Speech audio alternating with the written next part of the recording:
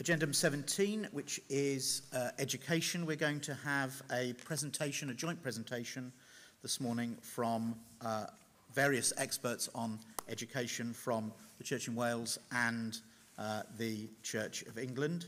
The Reverend Canon Nigel Genders, the Chief Education Officer for the Church of England and the General Secretary of the National Society, will address us, alongside Mr. Andy Wolfe, who is the Executive Director of Education in the Church of England, our own very valuable Mrs. Liz Thomas, our Provincial Director of Education, and Bishop Mary, the Bishop of Llandaff, in her first official duty as Bishop of Llandaff, will address the governing body on education developments in Wales in collaboration with the National Society.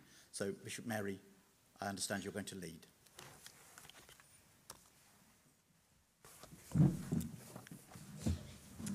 Thank you, Chair, Your Grace, members of the governing body. I'll begin in Welsh.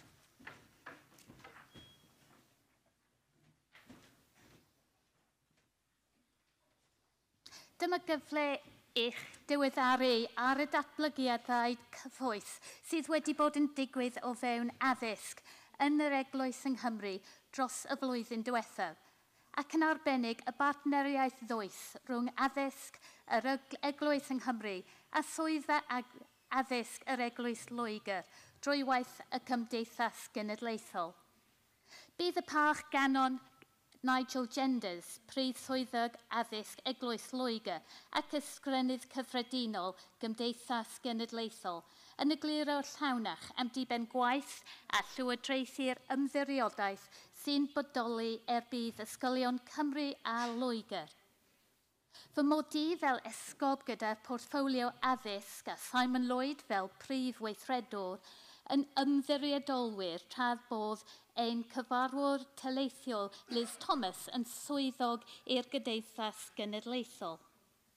Os caf eich atgoffa o gyd-destun ein hysgolion a graddau yn hymwneud ag addysg yng Nghymru, mae gennym 146 o ysgolion yn gwasanaethu cymunedau a draws pob esgobaeth. Maent yn cynnwys 141 o ysgolion cynraedd, 2 ysgol uwchradd 11 i 18, 1 ysgol o oedran 3 i 16 ac 1 ysgol ecumenaidd ar y cyd rhwng yr Eglwys yng Nghymru ac yr Eglwys Catholig.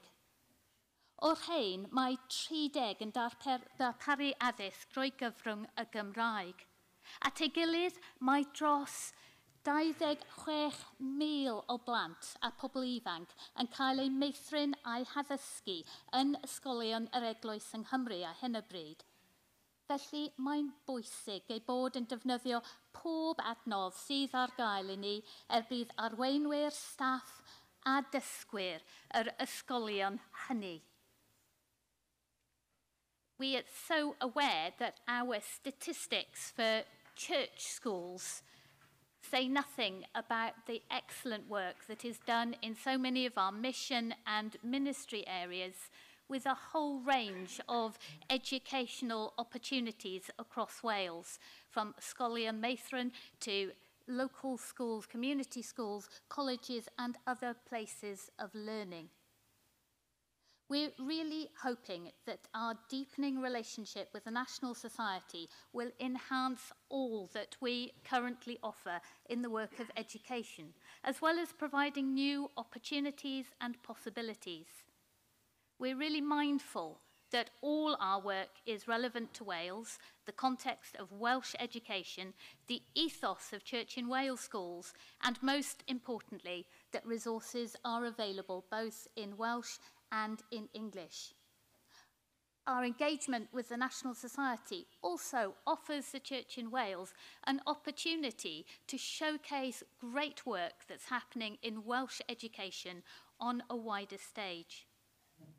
Supporting our schools, their staff, head teachers and governors are a small but incredibly dedicated group of diocesan directors of education, education leads and schools officers, some full-time, some part-time, and many members of our clergy, and lay people who work tirelessly delivering a wide range of services that support work in education, ensuring our schools fulfil their statutory duties, enabling them to develop clarity of purpose in their life, work and witness as Church in Wales schools. This wide team gives support and guidance on the appointment and required functions of foundation governors. They give guidance and support to schools on Section 50 inspections and the statutory requirements of admissions policies. They work in partnership with a range of educational bodies, including local authorities, school improvement consortia, and of course, ESTIN. They're involved in the appointment of head teachers and other members of the school leadership team. They support church schools to develop vibrant curriculum, marked by excellent teaching and learning, and underpinned by explicit Christian values. They contribute to the promotion and development of high-quality religion, values and ethics education, collective worship, and distinctiveness for our Church in Wales schools, as well as supporting them in their development of spiritual, moral and social education. In addition to all this, our diocesan education team support our voluntary aided schools in fulfilling statutory responsibilities with regard to the repair, maintenance and development of school buildings. Much of this work is undertaken by individuals at a local diocesan level, but as a group of 7 or 8, we have very much a Church in Wales education team who recognise the importance of consistency in our work and messaging, as well as the power and efficiencies of working together on national issues that affect all our schools. Working more closely with the Church of England Education Office through the National Society enhances our offer of support to our school communities. As a bench of bishops, we welcome the development of a closer partnership relationship with the National Society and Church of England Education Office. And we're delighted that the Reverend Canon Nigel Genders and Andy Wolfe, who's the Executive Director of Education in the Church of England, are joining us today. They're going to talk about their journey, how it might influence our thinking on 3 broad issues: developing leaders, shaping policy, mission and ministry in our church, or growing faith, as some of you may be aware through your links with the Church of England. But first, we're going to hear from Liz Thomas, who will outline the context for the chosen areas of our new partnership working. Liz.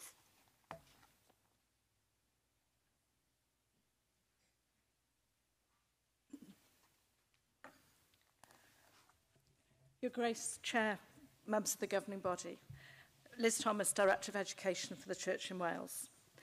As Bishop Mary has outlined, we're going to look at our work within 3 broad areas. And I'm going to give you some of the context for that and some detail to that for this morning. Where I'd like to start is our suite of proposals, agreed by the bench of bishops and also which met with support from the trustees of the National Society. The purpose of the proposals is very much to develop a deepening partnership in education between the Church in Wales education team and the Church of England Education Office, while at the same time growing capacity within our very small national education team. The proposals sit within 3 broad themes: developing leaders, shaping policy, and ministry development in schools as part of the wider mission of the Church in Wales. The proposals are varied and can be either classified as projects, which require short-term intervention, short-term input to set up programmes that will have a more lasting impact, or more strategic work intended to ensure that all our schools understand what it is to be part of the family of the Church in Wales and to place children and young people firmly at the heart of our mission to grow a younger church. The first of those areas is developing leaders. And I'm going to start at the heart of what we should be doing in schools, and that's developing learners as leaders, giving them the skills and the strengths to move forward with their own lives and to contribute to society. With that in mind, we're looking at a programme called the Archbishop's Young Leaders Award. The Church in Wales Education Team's commitment to supporting schools as they implement the curriculum for Wales was very much the focus of our presentation at last year's governing body meeting, where we presented the newly published Church in Wales Guidance for Religion, Values and Ethics, together with some supporting resources. However, there are many other ways by which we can support schools in realising the full purposes of the curriculum for Wales. We need to develop, alongside a broad range of skills, their leadership skills. And fundamental to this, we believe that the Archbishop's Young Leaders Award will really support that work. This award has recently come under the governance of the National Society and is officially supported by our own Archbishop Andrew, together with the Archbishops of Canterbury and York. And it's one of the options that we would like to offer our schools. It focuses on developing the leadership skills of children and young people, whether they be very young or right the way through to GCSE age in a secondary school. And it is a series of interactive activities or personal or whole class challenges. The focus on social action, experiential learning, and the development of personal skills ensures a synergy with the curriculum for Wales. While the Christian messages upon which the resources are based makes it particularly relevant for Church in Wales schools.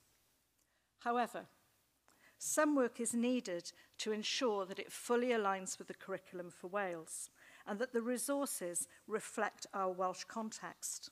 We recognise that it's also essential that the award is available through the medium of Welsh as well as English, and that should be made available to both our Welsh and English medium schools at the same time.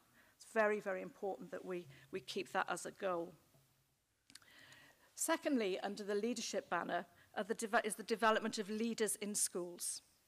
The difficulties surrounding the recruitment of suitably qualified leaders to schools in Wales has been the subject of an ongoing national conversation. Numbers of applicants for senior leadership and head teacher vacancies have reduced significantly in recent years. And in schools of a religious character, which have additional requirements, these issues are all the more acute.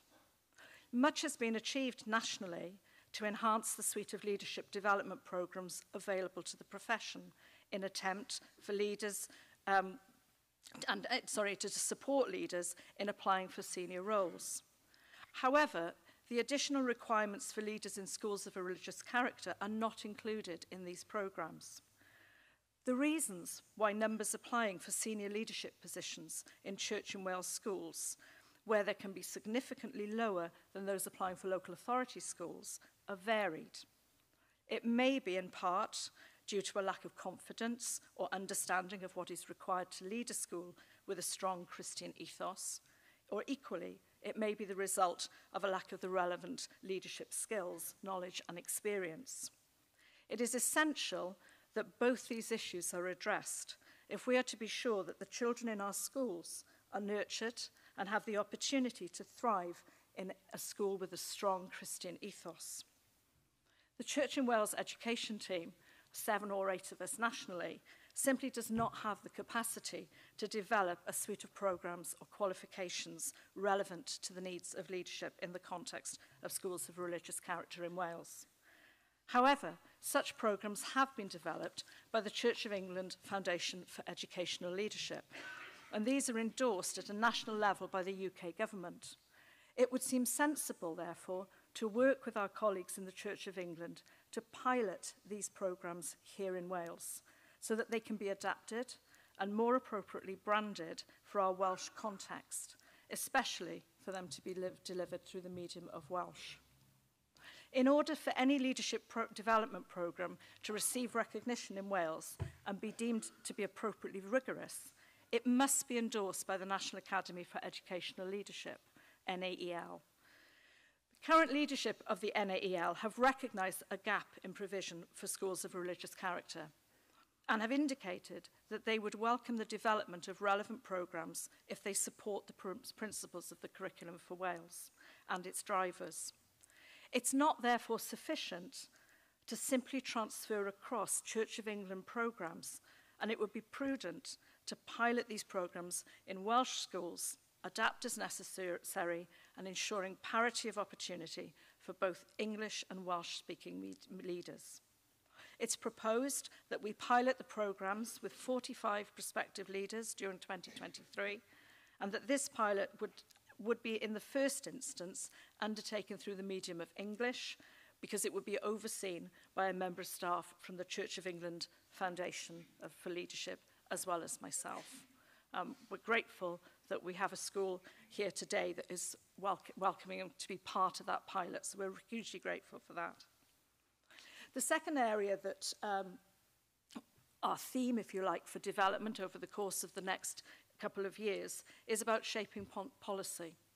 Now this, I think, shaping policy can change with the educational times. So our current focus is on two areas. The first is that we really feel that we need a guiding principles consultation.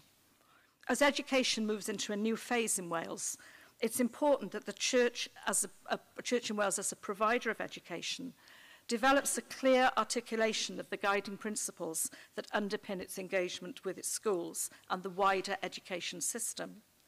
These guiding principles will need to have a strong link to the four purposes of the Curriculum for Wales, but also offer a compelling and accessible vision of how education is central to the wider mission of the Church in Wales. The intention is that this will take the form of a grassroots upwards approach, involving comprehensive stakeholder engagement. A writing group will then be formed to transform the research into a set of guiding principles for education with a clear theological foundation. Advice from our Church of England colleagues who developed Deeply Christian Serving the Common Good in 2016 focused on the appointment of a chair to ensure that this process runs smoothly and in a timely fashion, and we would be looking for potential nominations before that work is taken forward. They also advised us, inevitably, that it would be prudent to allocate project funding for this important process, and that will include development costs, events, translation costs, launch events, communications, etc.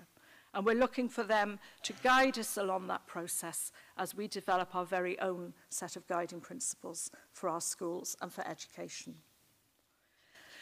The second area of policy we need to focus on currently is to do with Church in Wales Section 50 inspection.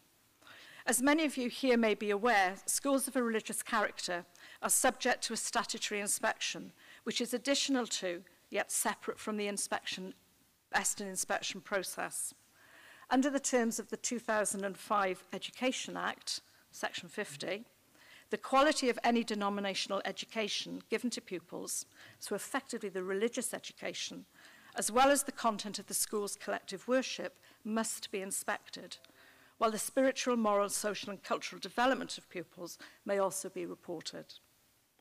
The implementation of the Curriculum for Wales, and with it its new approaches to the delivery of religious education, has meant that we have had to revisit the existing Church in Wales inspection framework to ensure that it is fit for purpose and reflects what is happening in our schools today.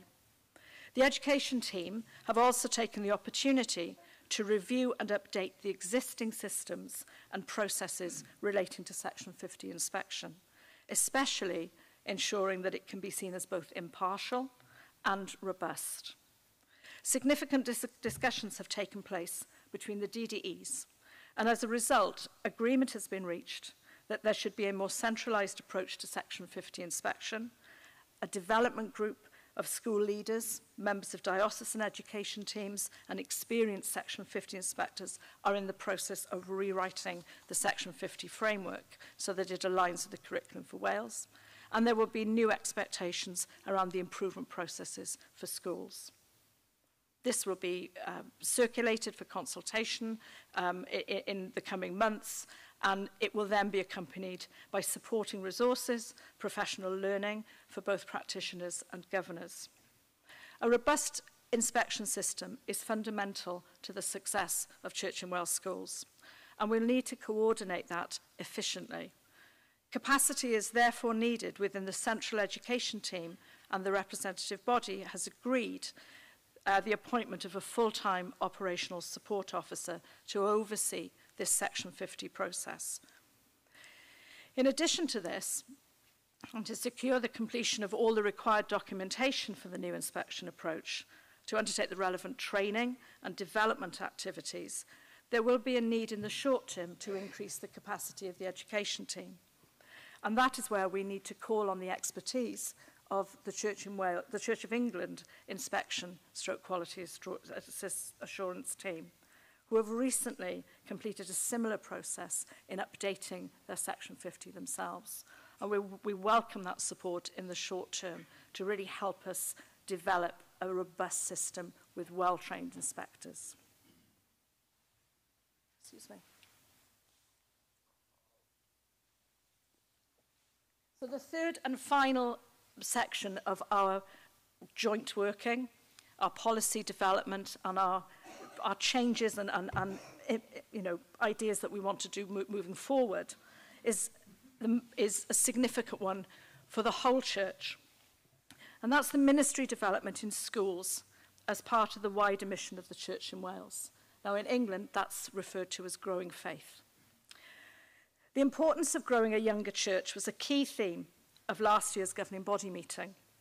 How we include children, young people and their families and the role of schools in the wider mission of the Church in Wales should therefore be a focus for discussion and investment. If we are to be successful in growing a younger church, as we are all challenged to do at the last governing body meeting, we should be including schools in our thinking and asking ourselves, how can we develop greater collaboration between church and school to promote mission and ministry with young people that is of real benefit to the young people and that is of benefit to ourselves as a church as well. A new and reinvigorated focus on children and young people is certainly needed if we are to reverse the decline in numbers that have so often been quoted these past few months. To ensure success, any strategy that we develop must be focused, clearly articulated, understood by all at a local, diocesan and provincial level.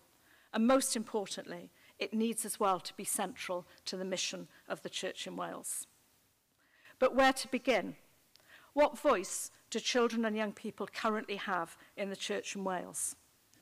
How do we strengthen opportunities for children and young people to contribute to the conversations about the future church? A future church that would be meaningful to them. We need to really research and think very carefully about how we are going to enact this. And it would need to be relevant to the context of Wales, most importantly, the Church in Wales.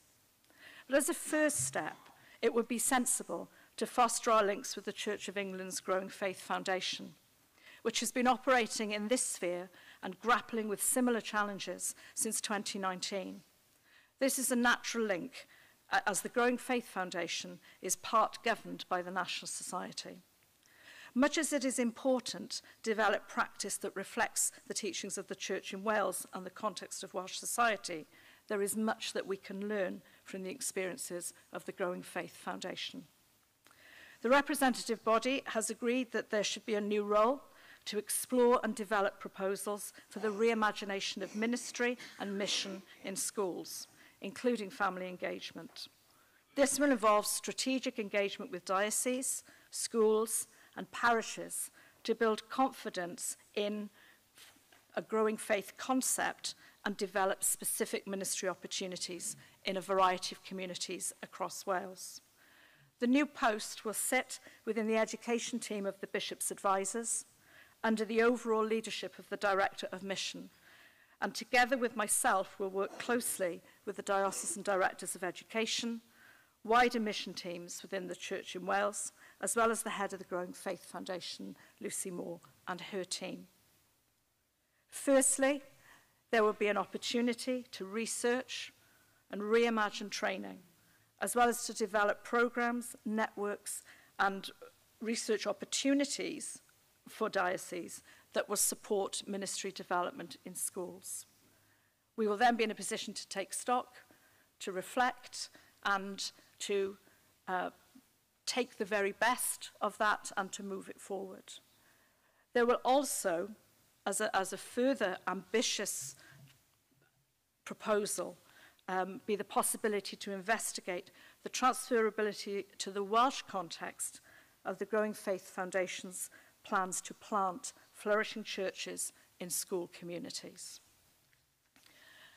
And at that point, I'm going to hand over to Reverend Canon Nigel Genders, who will talk a little bit more about the work that has taken place to date in England. Thank you very much, Liz. Your Grace, Chair, members of the governing body, it's a great pleasure to be with you. My name's Nigel Genders. I'm the Chief Executive of the National Society and the Chief Education Officer for the Church of England. And I spoke very briefly to the governing body this time last year in Newport, and it feels something of an upgrade to be able to come to Llandudno in the sunshine and have a fantastic bracing walk along the front this morning and to be with you. We've talked a lot about the collaboration between the National Society and the Church in Wales, and I want to pay particular tribute to Liz and to the work that she's done over this last year to ensure that all that she's just set out is beginning to be imagined and developed here, and the work that she and Bishop Mary and Simon have done has been fantastic in that regard. We want to talk a little bit about the kind of collaboration between the National Society and the Church in Wales, and we're very aware that as we do so, most people's question is, well, the what? What is the National Society? And so on these slides, we want to just explain a little bit about the kind of the history of the National Society and how the governance of it works in England, and that might raise some questions and some possibilities for how we might approach things in terms of the collaboration here. And I'm going to have to channel my very best next slide, please, because the fantastic IT guys are in a different room, and so they'll keep up, I'm sure. Just very, very quickly, the history of the National Society, founded in 1811, is a history which predates the state's involvement in education. Mass education to the poor and disadvantaged across England and Wales was started back before the state joined in, 50 years or so before the state joined in. And it's a fantastic kind of mark of the National Society's work that it's been doing over those 200 and something years, that broad education to the nation is something which we started in the churches. When we talk about that, it would be very easy to talk about the numbers and the scale, and historically that's what we've tended to do. We talk about the nearly 5,000 schools across England and Wales, serving over 1 million children day by day. But actually what we've sought to do on our journey as the National Society is to focus on a different thing, and the next slide shows how we've sought to describe why we're involved in education, not just what we do. And all of those different items that Liz has just mentioned and gone through are based around that kind of focus on the why, not the what. How we articulate our vision for education, what we think education's about. How we underpin that vision with the leadership development that we need in order to enable leaders to deliver that vision. How we align that with an inspection framework so that we inspect the things that we think are important rather than just a random list of things. And how we develop that courageous advocacy among children and young people who themselves can be the leaders for our schools and for our country. And so we focused on the why, not the what. And on the next slide, we'll see that the vision that Liz mentioned that we've used under the banner Deeply Christian, Serving the Common Good has been the underpinning document for that work. What we think we're about in education, why we have put all of this investment over 220-something years into education across England and Wales. It is about offering an education that is about life in all its fullness, that is deeply Christian, serving the common good. That's the vision for our enduring landscape in education. And on the next slide, we've, as I've said, we've set out how we do that with, if you take on to the next slide, please, through the development of a foundation for educational leadership, because we were very aware that coming up with a vision is one thing, having the leaders who can lead with that vision and develop that vision and ensure that vision is enacted across our education system is a completely different thing. And so that investment in leadership development is really key. And the next slide aligns the inspection framework with that, but we've sought to do the vision both in schools, in higher education, because the church has a stake in many higher education institutions. The next slide, very quickly, rattling through these now, talks about how we want that similar vision for our work with further education colleges and how we transform our thinking around further education colleges, although there aren't any that are badged as church further education colleges at the moment. We want to make sure that we're engaged with further education as being the kind of the main place that people over 16 are actually involved in education. And then the next slide just talks about how that whole ecosystem of education has seen the blurring of the boundaries. In England, the establishment of multi-academy trusts, groups of schools that work together to be able to deliver education locally, and sometimes multi-academy trusts that are sponsored by further education colleges or higher education institutions, means that we're seeing a real blurring of the boundaries between what were three very separate pillars in the education system to being a much more joined up approach to education. But at the heart of all of that, as Liz was saying in her final section, is what we're seeking to do around growing faith. How do we ensure that education isn't just a kind of niche activity that is, yes, vital to our mission and to our common good, but how is it at the heart of our mission as a church to the nation? How do we ensure that we see this as part of our missional activity? And the simple picture on the next slide will show that, if it comes up on the screen, you can't really see the colours on that screen, but there are three circles that we imagine children and young people exist in. They are either in school or in church or in their home or household.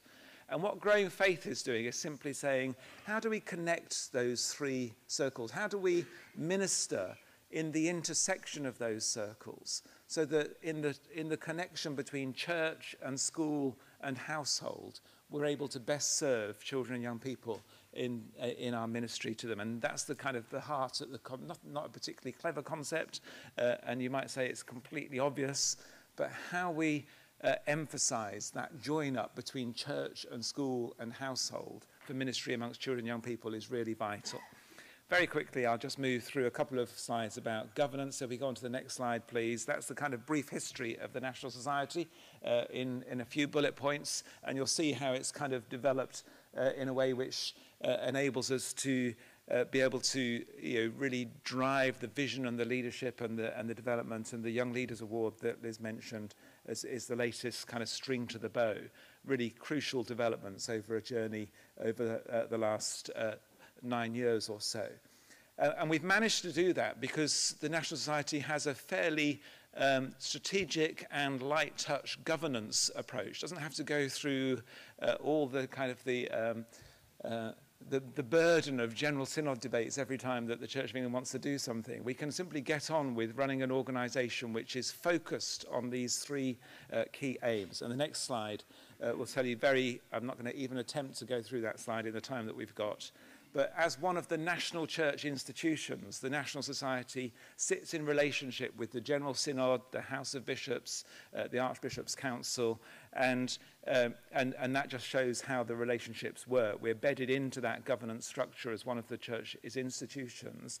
But the next slide shows how actually that then functions as a small charity in effect, which has given the authority to be able to run all of these things and has been established under its new charter in 2014 in a way which enables us to have representation from the Church of England and the Church in Wales, and Bishop Mary and Simon sit as trustees of the National Society, which is fantastic, and then operate under the three headings that we see as our strategic goals of developing leaders, shaping policy, and growing faith. And so having a small charity that is able to act very directly in this space means that we're able to collaborate in a way which really brings value to the relationship both in England and in Wales, and we learn from one another. And then I think the final couple of slides, if you can move on to the next slide, please, simply shows kind of the overlap between the responsibilities. Obviously, we don't want the National Society just to be a kind of separate organisation. It needs to be embedded in the life of the church. And so how the National Society carries out the things which it's responsible for, and how the church structures carry out the things they're responsible for in terms of the broader mission of the church, and what the intersection is between those two things. That gives a good picture of how that happens in England. And as we're thinking about collaboration, I think our question is, on the next slide, which is, how does that similar relationship work with Wales? We're really determined as the National Society to be true to our calling, to be the National Society, as our banner says, for promoting education in the Church of England and the Church in Wales. And what this last year has shown is how working more closely together in that collaboration is able to enable us to learn from one another and support one another in that work. And we're keen to take that to the next step and to make sure that we work really closely with your governance arrangements to ensure that we're able to build that relationship and the collaboration in a way which benefits children and young people and the mission of the church. And so I'm going to hand over to Andy, who's going to say a bit more about some of those 3 key areas of our strategic plan. Thanks very much.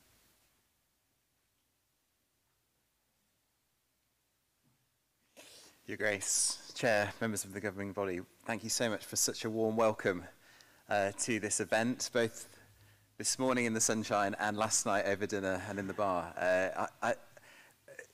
We already feel a deep sense of partnership through the technical arrangements of the National Society, but those were really lived out in hospitality last night, so huge thanks for our warm welcome. What I'm going to try and do is just explain a little bit of the detail of the kinds of things that we have been doing in England and how they potentially could relate to opportunities in Wales. But just to put a real marker in the sand, what we're not trying to do this morning is bring a kind of razzmatazz what we do into the Church of England and suggest that you immediately just kind of take all of that on, because I really want you to hear from the outset that we have got as much to learn from the Church in Wales as vice versa. That's not just a rhetorical nice thing to say in a talk. When I was reading the new curriculum for Wales and thinking about my background as a teacher, before doing this national role I was a secondary leader and a music teacher, and when I read that curriculum document I thought I would love to come and teach in a school in Wales, and I would move my family from Nottingham to wherever it would be, because the vision for education that that curriculum offers is so much more rich, diverse, much more ambitious and much more future focused than anything that's in England. I don't know if that's sort of an official on the record comment, but probably don't quote me on that. But we have got as much to learn both ways. That's the spirit of this. So although we're going to be sharing a little bit about what we've done, it's in that spirit of genuine partnership. So in the both Liz and Nigel mentioned the Church of England Foundation for Educational Leadership, and no organisation that's serious about its future would not see leadership development as a priority, right? You know, this is not a surprising thing for an organisation to say, but to articulate what we might mean by a deeply Christian approach to leadership development is crucial, because unless you really know what you're talking about, the words leader or developing doesn't really mean anything at all. So the vision that was written and published in 2016, the group that wrote that was chaired by Professor David Ford. Some of you may know him well. If you don't know him well, I encourage you to read his most recent commentary on the Gospel of John, which is a remarkable piece of work, and one of the preeminent theologians of our day. You know, it's amazing to have him chair that group. And then this document that you can download and have a read of, which is entitled Called, Connected, Committed, I co-wrote with David, which was one of the most exciting and also intimidating experiences of my career, to sit at his kitchen table and have a go at going on a co-write with him. But that really tries to articulate the theological underpinning for our vision for leadership development. You'll know there's huge pressure on school leaders to increase performance at every turn. Very high stakes accountability, and you'll know that's very, very much in the news at the moment in terms of how contentious that feels to school leaders. But this document offers that deeply Christian vision of what difference the Christian narrative actually makes to our leadership. Because, you know, I think we'd go so far as to say, like, you don't need to be a Church in Wales school or a Church of England school to be a good school. There are loads of brilliant schools that don't have that underpinning. But if you are one, then be one. Do you see what I mean? You know, there's a real opportunity for that. And this document helps us to understand that. So if you're interested in some of the thinking that underpins that, or you know a head teacher or anyone who works in school, you'd like to sort of test this concept with them, then have a read of that, download it. If you flip to the next slide, as we've sought to lead this first priority, these are some of the things that we've tried to do over the last few years, some of which could be really resonant with you know, the vision for partnership here. I won't go through all of them, but I suppose some of the notable ones at the very top of that diagram, accredited lead provider for the MPQ suite. That's the National Professional Qualifications, and in England that's you know, that's a kind of gold standard, I suppose, of leadership development training for schools. There is only 9 lead providers for that now. So other organisations you'll probably know, like Teach First or UCL, like big name providers. The Church of England is one of the 9 that are accredited to do that, which is, there used to be 50 or 60. There was a really robust procurement process and we were selected as one of the 9. That's quite a big deal and quite a stake in the game. We're working at the moment with over 4,000 leaders on those courses, which has grown from, you know, probably a couple of hundred just 2 or 3 years ago. Going round the clock, the MPQ Plus, that's our resources that help leaders unpack the Christian vision in schools. So the MPQs are probably the more technical aspect of training, whereas the MPQ Plus stuff talks around what does it mean to flourish as a leader, what does it mean to develop young people's faith, etc. Coaching, events, conferences. We talked already about the Young Leaders Award. It's a great opportunity to invest in younger leaders in our schools, but with a clear Christian ethos in that vision. We run a range of professional learning networks, and then one of the really exciting things that we've launched over the last 12 months is a program called Leaders Like Us. And in England, very sadly, it's only around 1% of English schools that are led by head teachers from a non-white background. I don't know the statistic for Wales, but I should think it's the same, or possibly it'll be equally problematic. And so we have set ourselves the target to move that from 1% to 10% by 2027. Now, I don't know whether you think that's an exciting thing to do or not. It feels like a kind of one of those targets that is sort of overwhelmingly challenging, but also how could it not be challenging? You know, the very nature of that. So if you just flip to the next slide, these are some of the documents that have underpinned that thinking, the Call, Connected, Committed, and a book that we've recently published about flourishing. And then flip to the next slide. This is the launch event for Leaders Like Us. So this is just in January. I don't know if you feel that looks like a Church of England event or not. I've literally never been at a Church of England event like it in my whole time. It was an unbelievably encouraging evening. The first cohort of aspiring head teachers, there are 43 leaders from across England, their mentors, their coaches. I don't know what you think of that picture, but that, I guess the reason I show the picture is that we're really trying to avoid just being rhetorical about a sense of vision and actually trying to do something about it, even when it's complicated.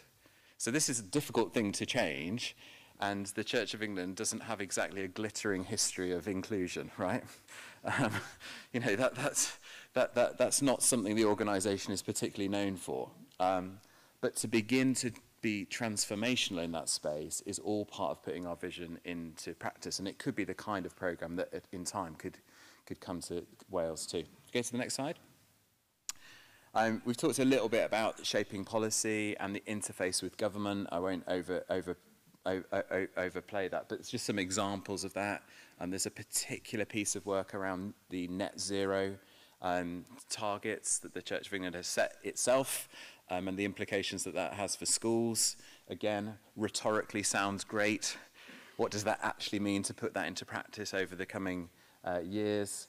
You may know a resource called Understanding Christianity, which is, exemplifies our approach to RE and curriculum development. And then the report on the right-hand side, actually, a key issue that we are in good dialogue most weeks with government around is the role of small schools. And this will be, this will be true in Wales as it is across England. What is the sustainable future for schools like that, where all children can flourish and where those schools can genuinely be probably the most energizing institution left in a small community often. So we're able to do that as well. And then lastly, the third priority, if you flip to the next slide, is around growing faith. And as Liz and Nigel mentioned, we've set up a parallel foundation. So we had the Church of England Foundation for Educational Leadership, and then we used the same methodology, programs, networks and research, to launch the Growing Faith Foundation, which now has a national team, and it is running a range of training programs, networks, research, hubs. It's working really closely with many of the theological institutions in terms of training. We note in the English system that some of the underpinning research for the Growing Faith Foundation, we surveyed a whole range of clergy in English context who were between year 5 and 10 of their post, so who were well out of their training, but not so far that they couldn't reflect back on it accurately. And we asked them, what kind of training did you have in relation to children, young people, and schools? I don't know what you think the answer might have been. The polite answer is that the response was varied. But the response was varied from almost nothing to definitely nothing. And although it's kind of comical in a way, we shouldn't be massively surprised that if our training doesn't put children and young people at the centre, we shouldn't be massively surprised that our organisations don't kind of have that as a focus. Do you see what I mean? I mean, that's a broad sweeping generalisation, I know, but that's a really important part of what we're doing here. And that's a big culture change, isn't it, to put young people at the centre. The part on the right is really very live thing right at the moment, so hot off the press, I suppose. You'll probably know that the Church of England has got this vision to double the number of children and young people by 2030. And because of the relationship that we have across the Church of England, we've been able to say, look, you need to either include schools in that or not. But one way or the other should be clear. There are 1 million children in Church of England schools today. If you compare that with the number of human beings in Church of England churches on a Sunday, this is not, it's not actually that complicated to see why this is a big opportunity. And so therefore, in that overall target of seeing 3,000 worshipping communities or 30,000 leaders of children and young people, education will take around 15% of that national effort, so that we're seeing the opportunity then to plant and grow worshipping communities in school, so that our theory isn't, could we make a partnership with a school in order to sort of lure families from the school to our church on a Sunday morning, but actually our ecclesiology slightly moves and says, well, the community's already there. Why would we not base the spiritual development and the faith development of the children and families in the place where they already are and where they already actually love being? Now, this is, on one level, fairly simple. On another level, it's a massive paradigm shift. And depending on how you see the future, you'll either be super excited about that or there's a range of views on that. But I think the proportionality is probably similar in the church in Wales. And if you look at the number of children who are in school today in the Church of Wales and compared it to the number of people in church in Wales churches, on Sunday, I think the proportion would probably be pretty similar. The numbers are different, obviously, in scale.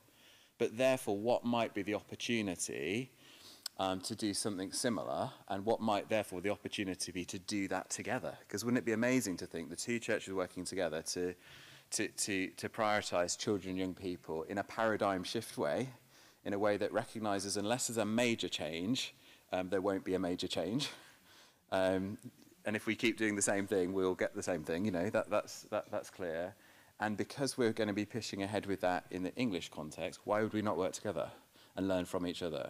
It's not that we've got all the answers on that in England and, you know, you should somehow kind of join in with that. You'll have as much to bring to that as we would. I can see even the very polite body language in the room is there's people in the room feeling excited about that possibility, right? So what could that look like?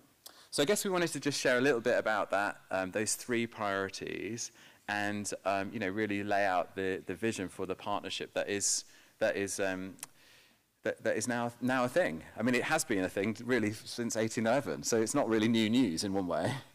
But the alignment of these three priorities gives a fresh impetus for that sense of partnership. So we're going to come into land there. I think there'll be some time for some questions, but I'll hand back to the chair to be able to do that. Thank you so much.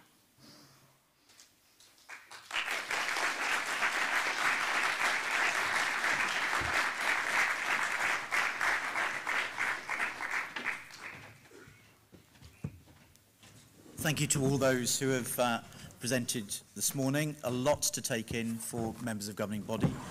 We have the opportunity now for members to make comments or ask questions. Please do make your way to the podium, and can you also remember, please, to announce who you are and where you are from when speaking. Yeah, that's fine. Yeah. Rosie Diamond, elected cleric, Diocese of Bangor. Just an aside first, 20 years ago I was very privileged as a diocese in Europe, Church of England Ordinand, to do a placement during my training at Bethgelert Church. And I noticed that's now the picture postcard church for the Church of England on your slide. Ond dwi eisiau mynd ymlaen yn y Gymraeg, ysgwelwch yn dda.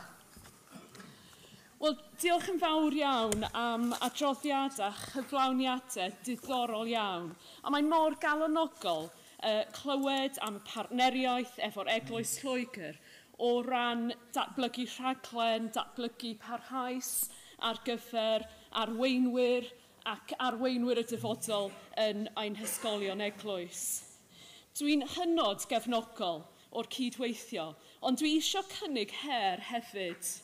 Mae'n hen amser i ni gael gwared o ddatganiadau o'r fath da ni ddim efo'r adnoddau i ddatblygu rhaglen greiddiol trwy'r iaith Gymraeg.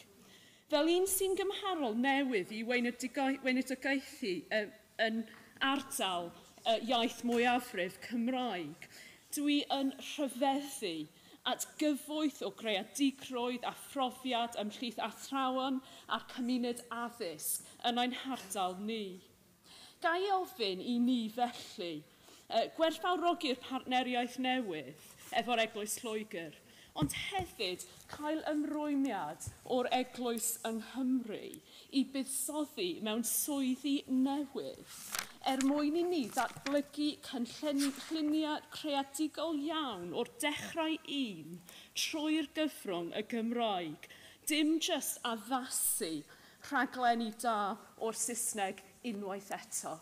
Diolch yn fawr iawn. No.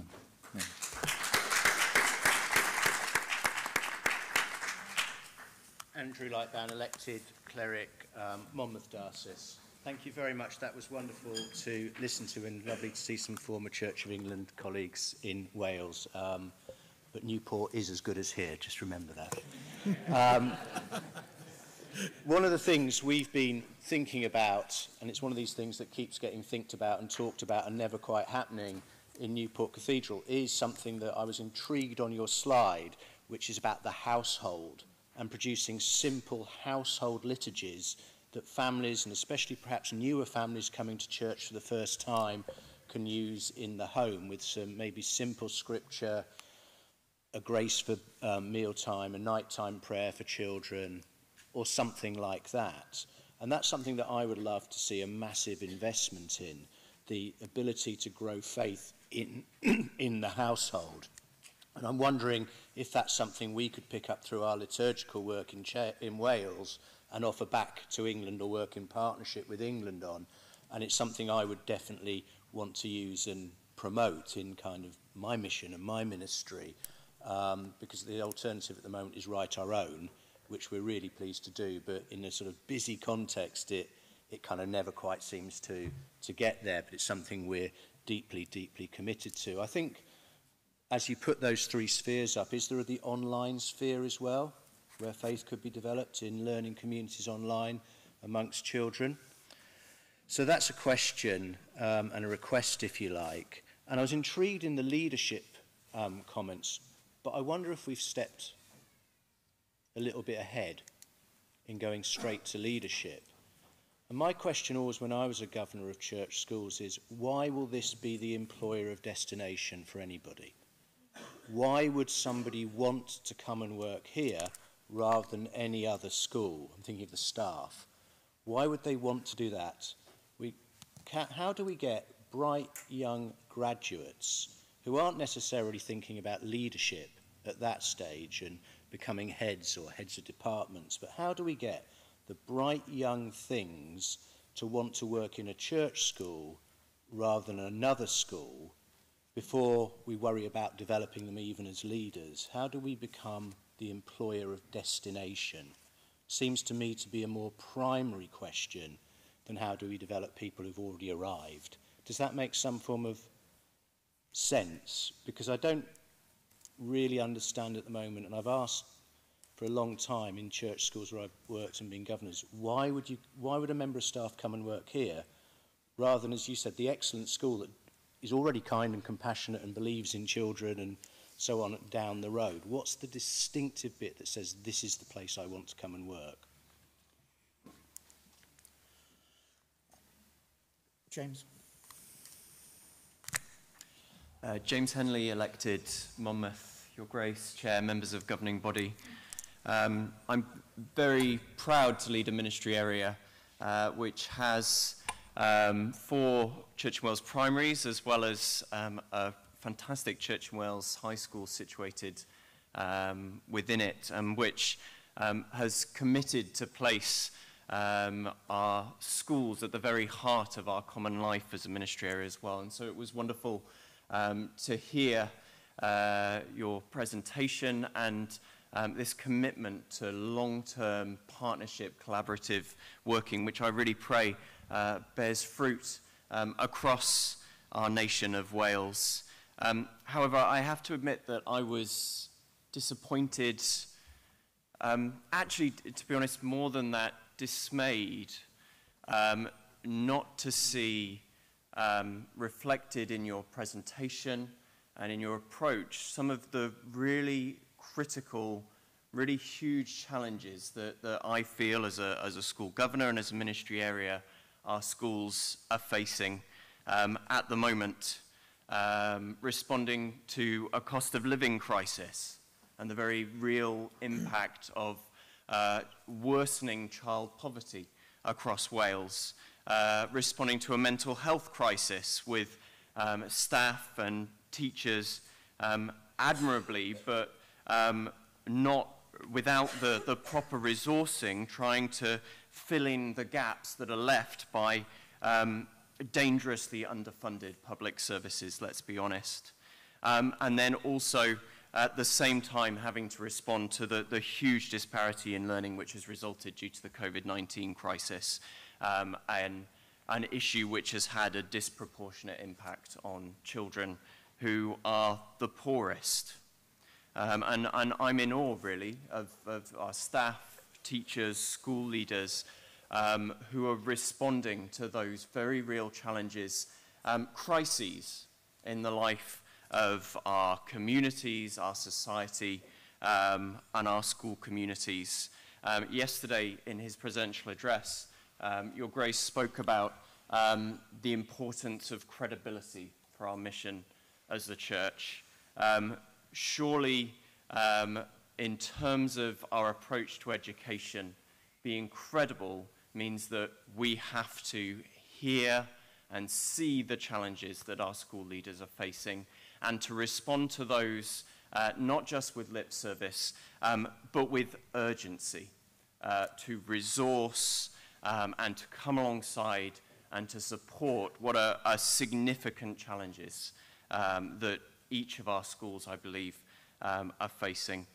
Surely that is what it would truly mean, as Liz said, to place children and young people at the very heart of our mission as the Church in Wales.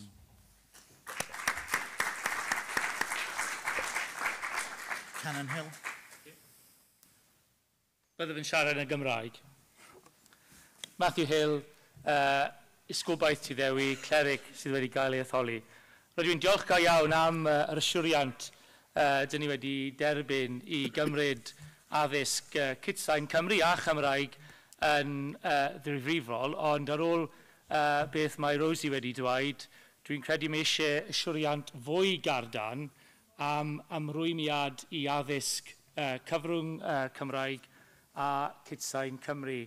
Yr enghraifft, am ni, does dim un ysgol eglwysig cyfrwng Cymraeg yn Ysgolbaeth Llandaf, neu yn Ysgolbaeth Mynwy, hyd yn oed fod tua 20% o tiriogaeth Ysgolbaeth Llandaf yn siarad Cymraeg fel iaith gyntaf, ac bydd cyfran sylweddol o'r cyfraniad hwnna yn pobl ifanc neu yn phlant, a mae rhaid i fi ddweud, os chi ddim yn rhaid cynnwys nhw trwy y cyfrwng Cymraeg, chi jyst ddim yn cynnwys nhw.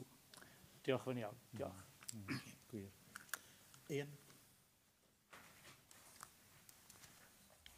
Ian Lloyd, elected lay member for the Diocese of Monmouth, Your Grace, Chair. Members of governing body, I should declare a conflict of interest insofar as I'm the head teacher of the largest of those 146 church schools, serving 1,500 of those 26,000 young people. I listened with real attention to the presentation, and I would just like to add my support for everything that Liz talked us through, and also to affirm, having done some work with this team and with Andy in particular, that commitment to genuine partnership working is absolutely true. Andy touched upon the curriculum for Wales, and this leads me, I suppose, to three very, very brief reflections. The Welsh Government have caught up with us insofar that they've realised that a purpose-driven curriculum is good for kids. Well, who would have thought? My first reflection to the representative body and the bench, I suppose, is actually it's now or never. This is a very, very time-limited change, and for the next few generations, there won't be such a feeling of flux. There won't be the space to innovate and to muscle our way in and have a bigger voice around the table. So let's not take too long on our consultations. Let's get on with it and get on with it quickly, because this opportunity won't present itself again in our lifetimes, that's for sure. My second reflection then is around capacity, and I'd just like to I'd like to be cautious about an approach that is about appointing people centrally. Actually, all of the expertise we need is in our schools, and what we should be doing, in my view, is releasing that experience, that giftedness and that talent, and using the teachers and the practitioners in our schools to develop this work with us and for us. And then finally, that means that we have to put our money where our mouth is. And a few jobs here and there, whilst welcomed, simply won't be good enough.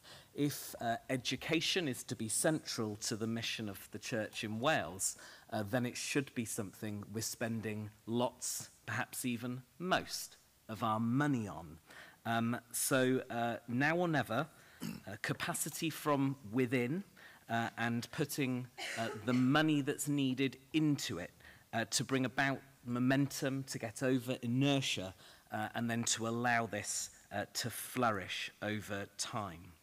And then finally, a challenge to us as a group, which is, where are the children here? And how are their voices heard here?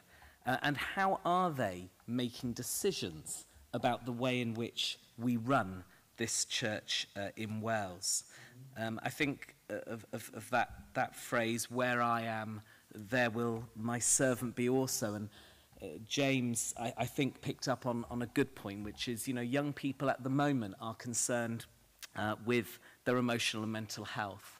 I serve young people who cut themselves in their classrooms every day. Young people who are concerned with sexuality and relationships, with feeding themselves in a cost of living crisis. That is where we need to be working. That is what the mission of the church is: education for the poor and the disadvantaged. And whilst I welcome all of this, I give it my full support. I am behind it because it is good. It is really, really good. It also isn't sufficient. So I look forward to doing even more in the future. Diolch yn fawr. Before I call the next speaker, I can see four others who wish to speak. If you wish to speak, please do come forward now, because otherwise I'm going to close for new speakers to give Bishop Mary the opportunity to reply to any comments. Okay. Hannah Rowan, co-opted lay member for Monmouth Diocese. Fantastic presentation, thank you very much, and again very encouraged to hear about the genuine partnership working that's already going on and that I'm sure will go on. I won't repeat things that others have said, but I'd like to touch on Ian's point around this being time sensitive, but from a slightly different angle, which is that while we have many church schools, and to an extent it is in our gift to influence those schools, there are many, many non-church schools. And particularly, there are areas that don't necessarily have a church school within them. So, for example, our ministry area has many pretty engaged primary schools, none of whom are church schools. Now, in those cases, the teachers don't necessarily have the capacity to give the Christian education that we might want to be given when the time is allotted for that within the RVE curriculum. And my partner is a curate, and I'm reflecting on a visit that she had recently with 6-year-olds. The teacher brought them to the church, looked at her rather apologetically and said, "They've brought some questions." Ruth said, "Okay." And the whole hour was taken up with questions, featuring things like, "But why did they have to kill Jesus? That wasn't very nice. How do you get to heaven? No, I believe we go to heaven, but how do you get there? And is Jesus buried in your graveyard?" Which, coming from children who don't necessarily have any familial engagement with Christianity, and yet have within them this curiosity and this depth of spirituality that actually in many ways fades as we get older. So going back to Ian's point around timing, I would be really interested to know, how can we resource these churches right now while they're getting to grips with their RVE curriculum, and perhaps how can we resource ministry and mission areas and clergy who have got potentially historic relationships where children come into church, to not only be able to engage with them in a theologically and developmentally sound way, but also to send them away with high quality resources that will enable them to nurture that burgeoning spirituality within the children. Thanks very much.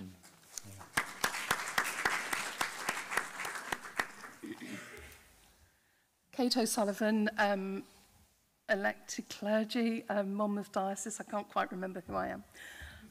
I really, really welcome this. I think it is wonderful. I look back at my own childhood in a rough council estate, living in poverty, and thinking, oh, if only I'd had that. I actually came into the Church of England through a youth training scheme because I didn't do well at school. And actually it was that relationship, that early relationship with the Church of England that has led to me being an ordained person today.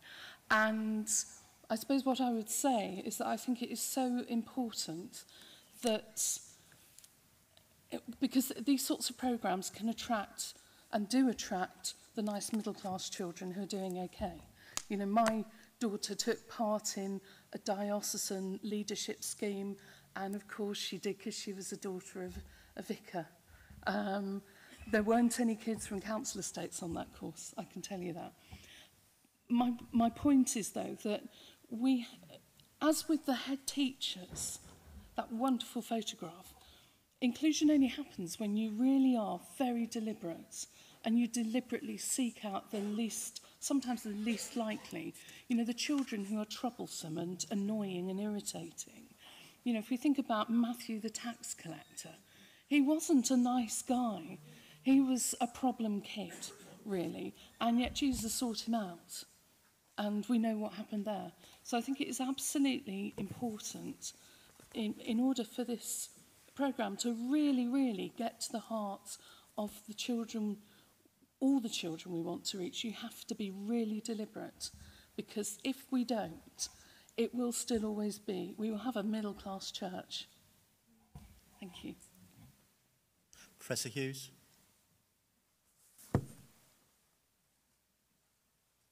Medwyn Hughes, ex officio. Your Grace, Chair, members of the governing body, I'll be giving a bilingual comment, if I may.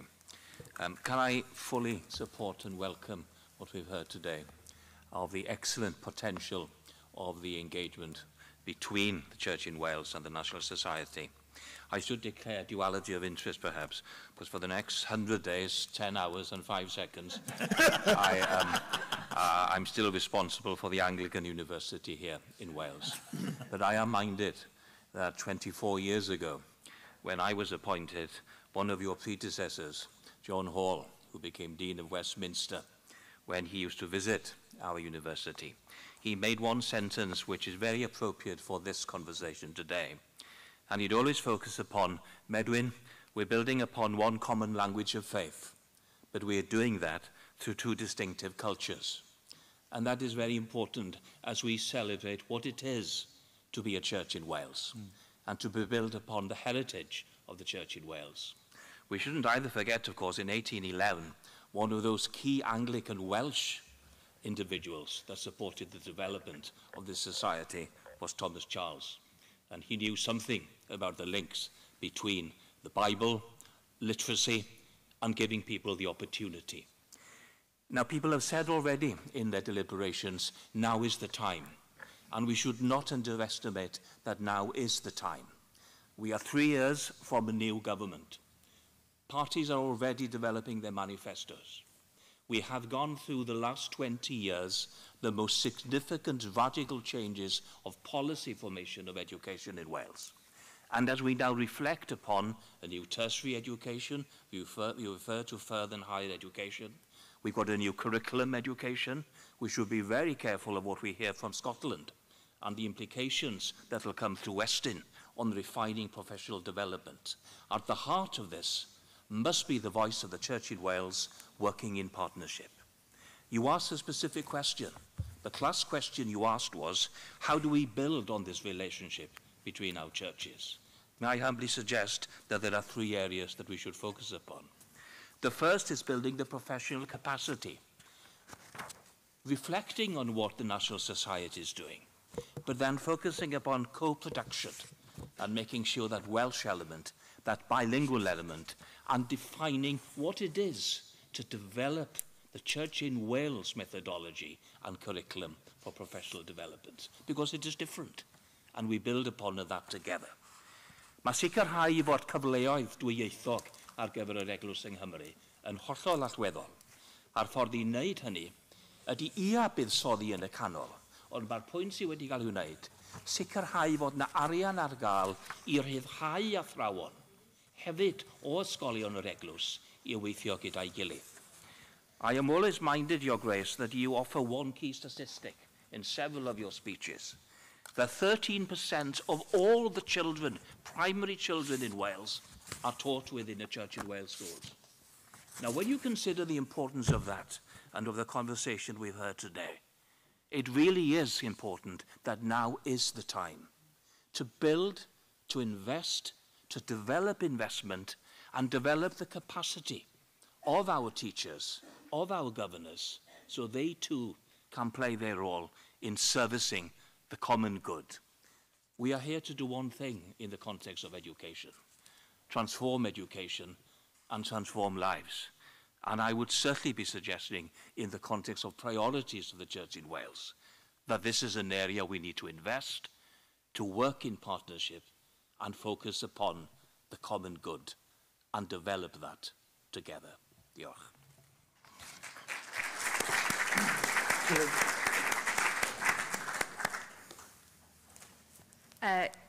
Your Grace, Chair and members of the governing body, I just want to say thank you to Mr. Hughes for his amazing comment. Yeah, I just wanted to add, I think the part that I'm most excited about that we've heard about today for me is the growing faith part. And obviously, again, speaking out of my context, I didn't introduce myself again, but I'm Colleen. I'm a pioneer evangelist in Haverfordwest, so I can only really speak out of my own field. But yeah, it's so exciting to hear that that might be an aspect of what would be available to us, because in my context, I work in a place called Merlin's Bridge in Haverfordwest, and there is a Church in Wales primary school there.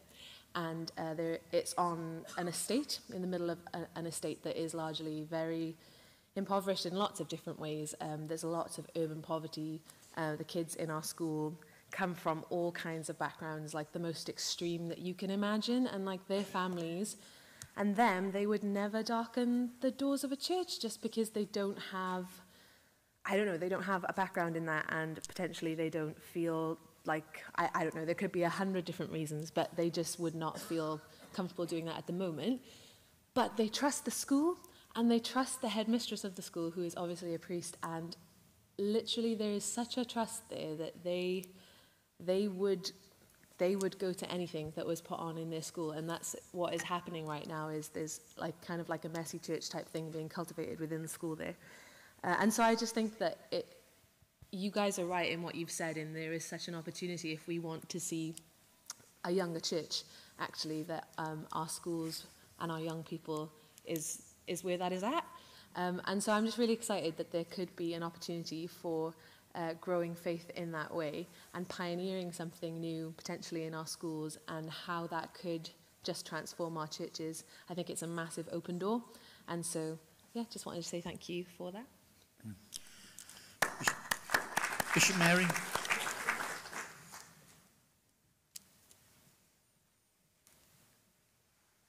Thank you so much for all the affirmation and warm comments. There's so much for us to take back, both to future National Society meetings and to our meetings of Directors of Education in Wales. So thank you very much for that.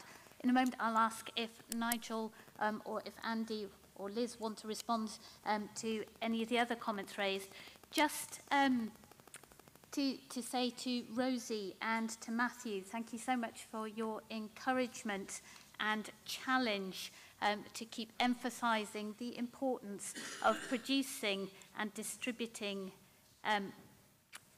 resources, but also imaginative thinking and learning that has begun in the Welsh language. And thank you to Matthew for the emphasis on continuing working to support and encourage Welsh Church in Wales schools.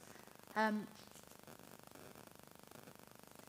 encouragement and the challenge here, I guess, isn't only to education and schools. This is a question for language across the Church in Wales, but it's great when in the world of education We see our schools taking a bit of a lead, and there are some projects within the Church in Wales which are already doing fantastic work. I know a lot about the work that's been done with Llwybr Cadfan in Ysgolbaeth Bangor at the moment. And we do need to share and tell the good news of this work. Also wanted to respond to James. Thank you for your words about the critical challenges faced at schools surrounding cost of living, mental health challenges and disparities following COVID-19.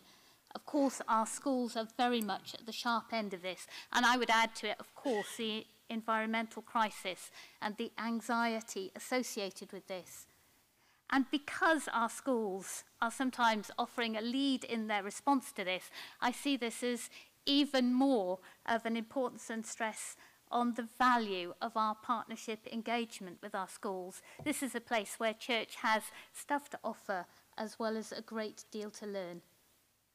I don't know if Nigel or Andy wanted to say anything about leadership or liturgy. Thanks very much, Bishop Mary. And just to echo those thoughts, it feels like it's the beginning of a really rich conversation. And each of those comments we could take on for another kind of hour's discussion quite easily. I think just to say very quickly on the leadership point, that the reason that we focused on leadership, when we were thinking about this, it was a question, should we focus on a vocation to teach and bring the right people into the teaching profession in the first place? But all of the research that we did showed that there's no point bringing the very best graduate or teacher into a school for the leadership of that school to then squash all the enthusiasm out of them, if you like. So what we've chosen to do is to focus on the leadership part, and with those leaders to focus on how they recruit the best people, how they set the ethos and the culture and the tone of the school in a way which makes them the most attractive places. So don't hear it as a kind of either or, but it seemed to us that focusing on leadership was the place where we can make the biggest systemic difference for the future. And that links to Bishop Mary's points about all of that work with leadership is about how they address the real situations of inflationary pressures, cost of living crisis, mental health needs. And a document we're about to produce is around the flourishing of the whole school system, what it means for children and adults and schools and dioceses and the whole school system to truly flourish. That's a piece of work which we can definitely do in partnership, and we've already heard so many rich things that will help contribute to that, so thank you so much.